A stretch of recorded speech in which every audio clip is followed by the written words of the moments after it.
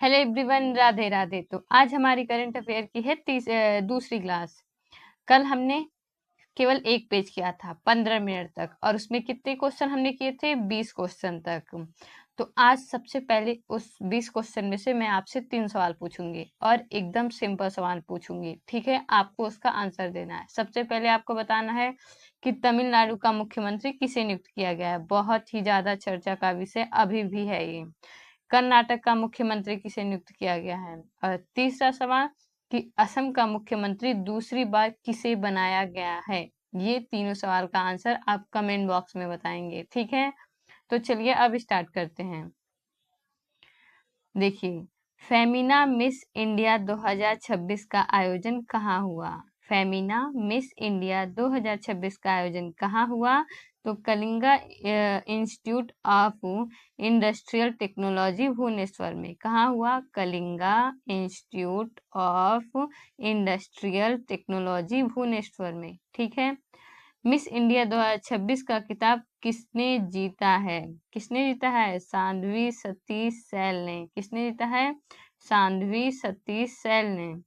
दिल्ली लखपति बिटिया योजना का शुभारंभ किसने किया? कौन सा क्वेश्चन है? दिल्ली लखपति बिटिया योजना का शुभारंभ किसने किया?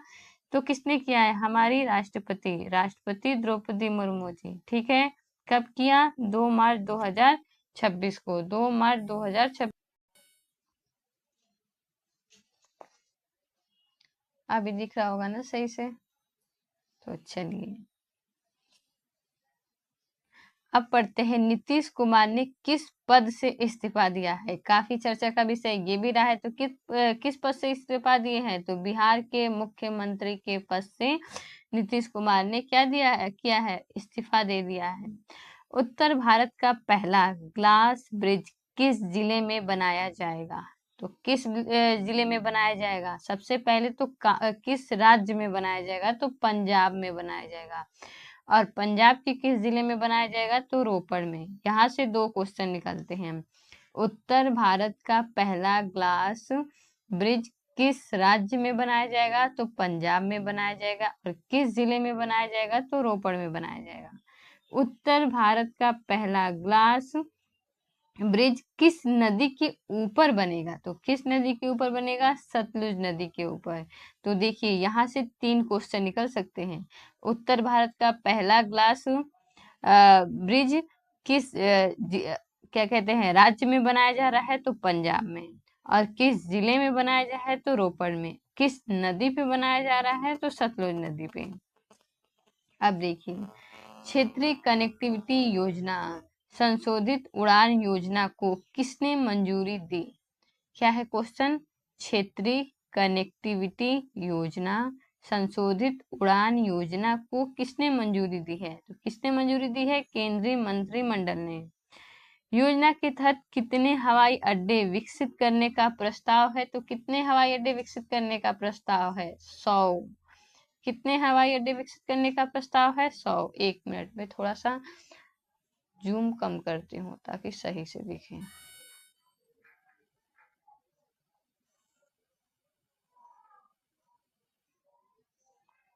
अभी इतना सही है ना? अभी सही से दिख रहा है। देखिए, योजना के तहत कितने हवाई अड्डे विकसित करने का प्रस्ताव रखा गया है? तो 100। संशोधित उड़ान योजना पर कितने रुपए का परिव्यय किया जाएगा? मतलब कितने रुपए खर्च किए जाएंगे? तो 28,840 करोड़ रुपए।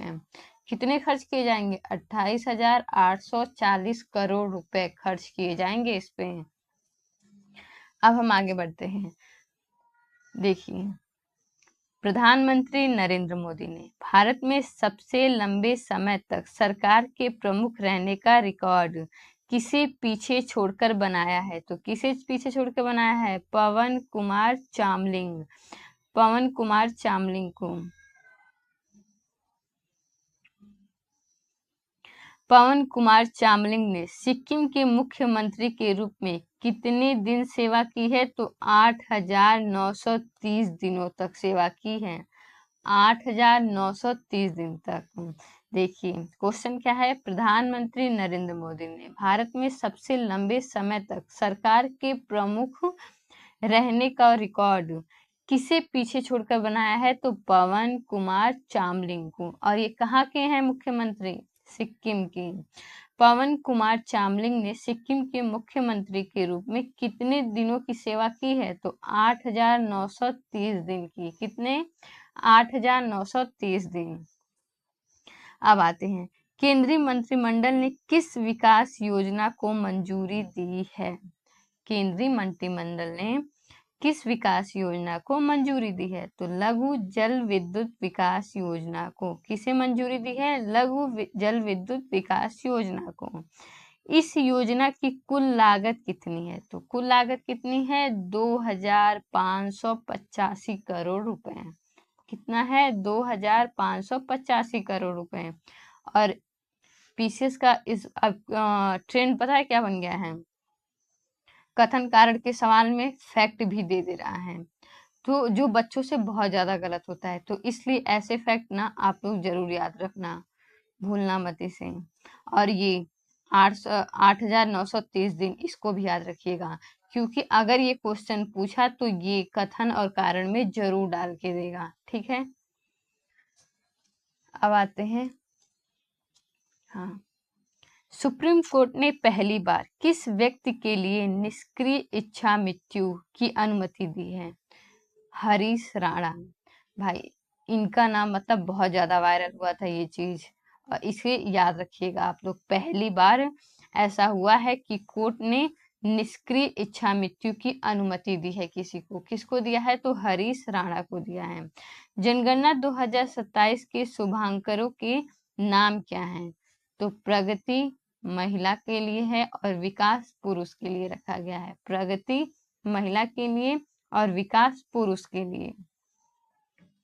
अब देखते हैं, सहकारिता क्षेत्र की पहली टैक्सी सर्विस भारत टैक्सी का शुभारंभ कहाँ हुआ, विज्ञान भवन नई दिल्ली। सहकारिता क्षेत्र की पहली टैक्सी सर्विस भारत टैक्सी क्या है, भारत टैक्सी का शुभारंभ कहाँ हुआ है, विज्ञान भवन नई दिल्ली में हुआ है। विज्ञान भवन नई दिल्ली में हुआ है। भारत टैक्सी का शुभारंभ किसने किया है, तो गृह मंत्री एवं सहकारिता मंत्री अमित शाह जी ने किया है। किसने किया है, गृह मंत्री एवं सहकारिता मंत्री अमित शाह जी के द्वारा किया गया है। चलिए अब आगे बढ़ते हैं। प्लास्ट इंडिया 2026 का उद्घाटन कहाँ पे हुआ है, तो भारत मंडपम नई दिल्ली में। क्या है, प्लास्ट इंडिया 2026 का उद्घाटन कहाँ हुआ है, भारत मंडपम नई दिल्ली में। और इसका थीम क्या था, भारत नेक्स्ट। क्या था इसका थीम, भारत नेक्स्ट। याद रखिएगा इसे, ये पूछ सकता है। महाराष्ट्र के उप मुख्यमंत्री पद की किसने शपथ ली है, बताइए तो किसने शपथ ली है, सुनेत्रा पवार ने। किसने लिया है, सुनेत्रा पवार ने। बायोफार्मा शक्ति योजना का कुल बजट कितना है, बायोफार्मा शक्ति योजना का कुल बजट कितना है, 10,000 करोड़ रुपए का। यह योजना कितने वर्षों के लिए, क्या है, यह योजना कितने वर्षों के लिए है, तो 5 वर्षों के लिए। और कितने करोड़ रुपए खर्च किए जाएंगे, तो 10,000 करोड़ रुपए खर्च किए जाएंगे। मणिपुर के नए मुख्यमंत्री के रूप में किसने शपथ लिया है, युमनाम खेमचंद सिंह ने। किसने लिया है, युमनाम खेमचंद सिंह। मणिपुर के नए मुख्यमंत्री के रूप में किसने शपथ लिया है, युमनाम खेमचंद सिंह ने लिया है। मणिपुर में कितने उप मुख्यमंत्रियों ने शपथ ली है, तो 2। कौन कौन से हैं, नेमचा किपगेन और लोसी दिखो। देखिए ये नाम थोड़े से अजीब है ना, और मुझे नहीं लगता है कि इस एग्जाम में देगा भी, तो आप ये याद रख सकते हैं कि 2 लोगों को दिया गया है, 2 लोगों ने उप मुख्यमंत्री के रूप में शपथ लिया है। आप नाम एक बार पढ़ लीजिएगा, क्योंकि एग्जाम में मुझे तो नहीं लगता कि इससे क्वेश्चन आने वाला है, ठीक है। अब हम देखते हैं आगे, मुंबई अहमदाबाद बुलेट ट्रेन परियोजना में इसकी कौन सी उपलब्धि क्या है? मुंबई अहमदाबाद बुलेट ट्रेन परियोजना में इसकी कौन सी उपलब्धि हासिल हुई है? तो कौन सी उपलब्धि हासिल हुई है? पहला पर्वतीय सुरंग ब्रेकथ्रू। क्या है? पहला पर्वतीय सुरंग ब्रेकथ्रू। यह सुरंग कहाँ स्थित है? तो महाराष्ट्र के पालघर में स्थित है। कहाँ है? महाराष्ट्र के पालघर में। यह सुरंग किन दो स्टेशनों के बीच स्थित है? तो देखिए, विरार और बोईसर किसके बीच स्थित है? विरार और बोईसर के बीच स्थित है। और कितने किलोमीटर है? 1.48 किलोमीटर। ठीक है, तो याद रखिएगा इसे। इस क्वेश्चन को एक बार और देखते हैं। देखिए,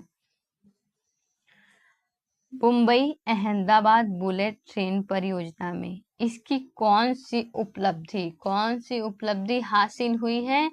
तो पहला पर्वतीय सुरंग ब्रेकथ्रू बना है। ठीक है, यह सुरंग कहाँ पर स्थित है? तो महाराष्ट्र के पालघर में स्थित है।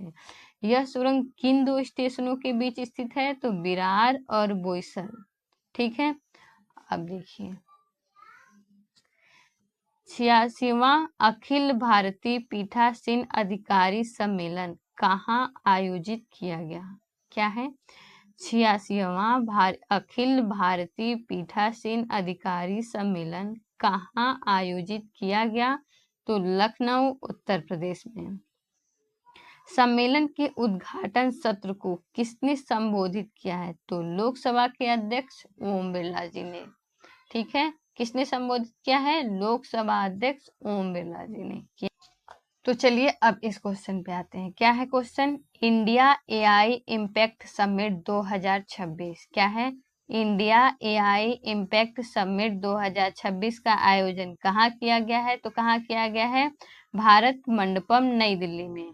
इस शिखर सम्मेलन का आयोजन किस मंत्रालय के द्वारा किया गया है? तो इलेक्ट्रॉनिक और सूचना प्रौद्योगिकी मंत्रालय के द्वारा किया गया है। शिखर सम्मेलन किन 3 मूलभूत सिद्धांतों पर आधारित है? शिखर सम्मेलन किन 3 मूलभूत सिद्धांतों पर आधारित है? तो पीपल, प्लेनेट और प्रोग्रेस। पीपल, प्लेनेट और प्रोग्रेस के पे आधारित है, सिद्धांत पे। इस समिट के वैचारिक ढांचे को क्या नाम दिया गया है? इस समिट के वैचारिक ढांचे को क्या नाम दिया गया है? द 7 चक्र। क्या नाम दिया गया है? द 7 चक्र नाम दिया गया है। ठीक है, एक बार इसे फिर से देख लेते हैं। इंडिया एआई इम्पैक्ट समिट 2026 का आयोजन कहाँ किया गया है? तो भारत मंडपम नई दिल्ली में। इस शिखर सम्मेलन का आयोजन किस मंत्रालय के द्वारा किया गया है? तो इलेक्ट्रॉनिक और सूचना प्रौद्योगिकी मंत्रालय के द्वारा किया गया है। शिखर सम्मेलन किन 3 मूलभूत सिद्धांतों पर आधारित है? तो पीपल, प्लेनेट और प्रोग्रेस। इस समिट के वैचारिक ढांचे को क्या नाम दिया गया है? तो द 7 चक्र। हाँ, तो देखिए अब किस पे आते हैं। केंद्रीय गृह मंत्री अमित शाह ने उत्तर प्रदेश दिवस के अवसर पर किस योजना का शुभारंभ किया है? तो किस योजना का शुभारंभ किया है? एक जनपद एक व्यंजन, 1 डिस्ट्रिक्ट 1 क्यूजिन। 1 डिस्ट्रिक्ट 1 क्यूजिन, यही आप ज्यादा याद रखिएगा, क्योंकि अगर एग्जाम में देगा तो यही देगा। ठीक है, क्या है? 1 डिस्ट्रिक्ट 1 क्यूजिन, एक जनपद एक व्यंजन। और सरदार पटेल औद्योगिक क्षेत्र योजना। ठीक है, एक जनपद एक व्यंजन और सरदार पटेल औद्योगिक क्षेत्र योजना। उत्तर प्रदेश दिवस समारोह का आयोजन किया गया राष्ट्र प्रेरणा स्थल लखनऊ में। कहाँ किया गया है? राष्ट्र प्रेरणा स्थल लखनऊ में। गणतंत्र दिवस परेड 2026 में उत्तर प्रदेश की झांकी की थीम क्या थी? तो बुंदेलखंड की संस्कृति। गणतंत्र दिवस परेड 2026 में उत्तर प्रदेश की झांकी की थीम क्या थी? बुंदेलखंड की संस्कृति। संस्कृति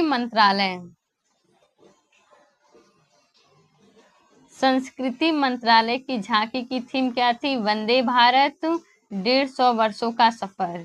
संस्कृति मंत्रालय की झांकी की थीम क्या थी? वंदे भारत 150 वर्षों का सफर। केंद्रीय मंत्रिमंडल ने किस योजना को वर्ष 2030 से 31 तक जारी रखने को मंजूरी दी है? तो अटल पेंशन योजना को। केंद्रीय मंत्रिमंडल ने किस योजना को वर्ष 2030 से 31 तक जारी रखने की मंजूरी दी है? तो किसे मंजूरी दी है? अटल पेंशन योजना। Messrs VSR ventures private limited का लीयरजेट 45 विमान किस मार्ग पर उड़ान भरते समय दुर्घटनाग्रस्त हो गया? तो किस पे? बारामती में मुंबई बारामती मार्ग पर। बारामती में मुंबई बारामती मार्ग पर। देखिए इसका नाम थोड़ा सा कठिन है, लेकिन आप पढ़िएगा तो सही से आ जाएगा। Messrs VSR ventures private limited का लीयरजेट 45 विमान किस मार्ग पर उड़ान भरते समय दुर्घटनाग्रस्त हो गया? तो बारामती में मुंबई बारामती मार्ग पे। विमान में कुल कितने लोग सवार थे? तो 5 लोग सवार थे। विमान में कुल कितने लोग सवार थे? तो 5 लोग सवार थे। ठीक है। यात्रियों में किस राज्य के उप मुख्यमंत्री अजीत पवार भी शामिल थे? तो महाराष्ट्र के उप मुख्यमंत्री। भारतीय विशिष्ट पहचान प्राधिकरण द्वारा जारी आधार के नए शुभंकर का नाम क्या है? क्या है क्वेश्चन? भारतीय विशिष्ट पहचान प्राधिकरण द्वारा जारी आधार के नए शुभंकर का नाम क्या है? तो उदय। अब आते हैं अमृत सांस्कृतिक विरासत की सुरक्षा के लिए यूनेस्को अंतर सरकारी समिति के 20वें सत्र की मेजबानी कहाँ की गई है? तो नई दिल्ली में की गई है।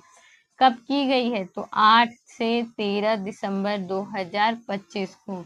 कब की गई है? 8 से 13 दिसंबर 2025 को। अमूर्त सांस्कृतिक विरासत की सुरक्षा के लिए यूनेस्को अंतर सरकारी समिति के 20वें सत्र की मेजबानी कहाँ की गई है? तो कहाँ की गई है? नई दिल्ली में। इस सत्र की अध्यक्षता किसने की है? तो विशाल वी शर्मा ने। किसने किया है इसकी अध्यक्षता? विशाल वी शर्मा ने किया है। विशाल वी शर्मा ने। यूनेस्को में भारत के अस्थायी प्रतिनिधि हैं ये। इस सत्र में भारत से किस मानवता की अमूर्त सांस्कृतिक विरासत की प्रतिनिधि सूची में शामिल किया गया है? तो दीपावली को। क्या है क्वेश्चन? देखिए इस सत्र में भारत से किसे मानवता की अमूर्त सांस्कृतिक विरासत की प्रतिनिधि सूची में शामिल किया गया है? तो किसे शामिल किया गया है? दीपावली को। दीपावली को शामिल करने के बाद यूनेस्को की इस सूची में भारत की कुल कितनी अमूर्त सांस्कृतिक विरासतें हो गई हैं? तो 16। कितनी हो गई हैं? 16। तो देखिए इसे एक बार और पढ़ लेते हैं।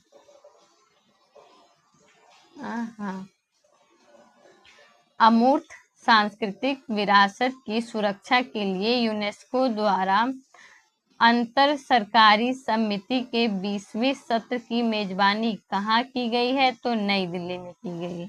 इसकी अध्यक्षता किसने की है? तो विशाल वी शर्मा ने किया है। किसने किया अध्यक्षता? विशाल वी शर्मा ने। यूनेस्को में ये भारत के अस्थायी प्रतिनिधि हैं। इस सत्र में भारत से किसे मानवता की अमूर्त सांस्कृतिक विरासत की प्रतिनिधि सूची में शामिल किया गया है? तो किसे शामिल किया गया है? दीपावली को। और दीपावली को शामिल करने के बाद यूनेस्को की इस सूची में भारत की कितनी अमूर्त सांस्कृतिक विरासतें शामिल हो गई हैं? तो कितनी हो गई हैं? 16। तो आज के लिए हम बस इतना ही रखते हैं। ठीक है। इस 20 मिनट का है ये क्लास। आप इसे अच्छे से 2 बार देखिएगा। ठीक है। कुछ क्वेश्चन है जो बहुत थोड़े से कठिन दिए गए हैं, लेकिन ये अगर आप पढ़ लेंगे ना अच्छे से तो काफी ज्यादा हेल्पफुल होगा आप लोगों को एग्जाम के लिए। तो आज के लिए बस इतना ही। राधे राधे। और इसे अच्छे से करिएगा। और वीडियो अगर अच्छा लगे तो चैनल को सब्सक्राइब कर लीजिएगा और लाइक भी कर दीजिएगा वीडियो को।